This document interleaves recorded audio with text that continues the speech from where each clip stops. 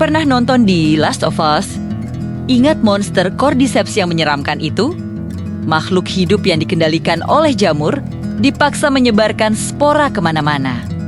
Kedengarannya seperti horor fiksi ilmiah, bukan? Tapi, bagaimana jika saya bilang kengerian itu benar-benar ada di dunia nyata? Bukan pada manusia, untungnya, tapi pada serangga. Selamat datang di dunia Ophiocordyceps, jamur pengendali pikiran yang jauh lebih menakutkan dari yang bisa kita bayangkan. Inilah kisah ilmiah di balik salah satu organisme parasit paling efisien dan mengerikan di planet kita. Siap-siap merinding, karena setelah ini, Anda mungkin tidak akan melihat semut dengan cara yang sama lagi. Kisah ini dimulai di lantai hutan tropis yang lembab, tempat jutaan semut pekerja sibuk mencari makan untuk koloni mereka. Di antara dedaunan dan ranting, sebuah bahaya tak kasat mata mengintai Spoha myxojamyuhofioko. Spora ini melayang di udara, menunggu inang yang tidak menaruh curiga. Ketika seekor semut lewat dan spora ini berhasil menempel pada tubuhnya, jamur langsung beraksi.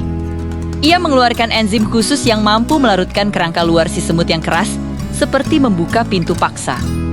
Begitu berhasil menembus pertahanan itu, jamur mulai tumbuh di dalam tubuh semut. Nah, disinilah bagian yang paling mengerikan dimulai. Berbeda dengan di The Last of Us, Ophiocordyceps tidak langsung menyerang dan menghancurkan otak. Justru, ia membiarkan otak tetap utuh untuk sementara waktu. Sebaliknya, jamur ini menyebar ke seluruh tubuh, membentuk jaringan yang menyelimuti sel-sel otot dan sistem saraf dari luar. Bayangkan seperti boneka tali, di mana jamur adalah dalangnya dan semut adalah bonekanya. Jamur ini secara harfiah mengambil alih kendali motorik serangga. Semut itu masih hidup, kesadarannya mungkin masih ada, tapi ia tidak lagi bisa mengendalikan tubuhnya sendiri. Setiap gerakannya diatur oleh sang penjajah. Ia menjadi zombie dalam arti yang paling harfiah, mayat hidup yang dikendalikan oleh kekuatan eksternal. Setelah berhasil menginfeksi dan menguasai tubuh inangnya, jamur parasit ini punya satu misi utama, menyebarkan dirinya seefisien mungkin. Namun, untuk bisa tumbuh sempurna dan menghasilkan spora, jamur ini butuh kondisi lingkungan yang sangat spesifik. Ia membutuhkan tingkat suhu dan kelembapan yang pas, yang seringkali tidak bisa ditemukan di dalam sarang semut. Sarang semut biasanya terlalu panas dan kering untuk pertumbuhan jamur Ophiocordyceps. Jadi, apa solusinya? Jamur memaksa semut untuk melakukan perjalanan terakhir yang mengerikan. Di bawah kendali penuh sang jamur, semut zombie ini meninggalkan koloninya, meninggalkan saudara-saudaranya, dan memulai pendakian yang aneh. Ia dipaksa untuk memanjat batang tanaman atau daun. Gerakannya tidak lagi lincah seperti semut sehat. Ia berjalan dengan tersentok, kadang terjatuh, lalu memanjat lagi. Seolah ada pertempuran internal antara kehendak semut dan perintah sang jamur. Pendakian ini bukan tanpa tujuan. Jamur tahu persis kemana ia harus membawa inangnya. Ketika semut mencapai ketinggian yang ideal biasanya sekitar 25 cm di atas tanah, tempat kelembapan dan suhunya sempurna jamur mengirimkan sinyal terakhir. Perintah terakhir itu adalah untuk melakukan gigitan kematian. Rahang semut dipaksa untuk mengunci dengan sangat kuat pada tulang daun atau ranting kecil. Gigitan ini begitu kuatnya sehingga bahkan setelah semut itu mati, rahangnya tidak akan pernah lepas. Bangkainya akan tergantung di sana, seperti monumen mengerikan, menentang gravitasi. Dengan posisi ini, semut yang malang itu akhirnya mati. Tubuhnya kini menjadi pangkalan yang sempurna bagi jamur untuk menyelesaikan siklus hidupnya. Begitu semut terkunci di tempatnya dan mati, tahap akhir yang paling ikonik pun dimulai. Batang jamur, yang secara ilmiah disebut stroma, mulai tumbuh perlahan-lahan dari dalam tubuh semut. Biasanya, batang ini akan menembus bagian terlemah dari kerangka luar, yaitu bagian belakang kepala atau leher. Pemandangan ini benar-benar puncak dari horor biologis. Sebuah tangkai panjang berwarna gelap tumbuh keluar dari kepala bangkai semut, menjulang ke atas seperti antena kematian. Proses ini bisa memakan waktu beberapa hari hingga beberapa minggu. Setelah stroma ini matang, ujungnya akan membentuk kapsul yang berisi jutaan spora baru. Dan disinilah kejeniusan strategi jamur ini terlihat. Lokasi gigitan kematian yang berada sekitar 25 cm di atas tanah bukanlah kebetulan. Itu adalah ketinggian yang sempurna untuk menyebarkan spora ke area yang lebih luas di bawahnya. Ketika kapsul pecah, spora-spora ini akan menghujani lantai hutan, persis di jalur yang sering dilalui oleh simen pekerja lainnya dari koloni yang sama.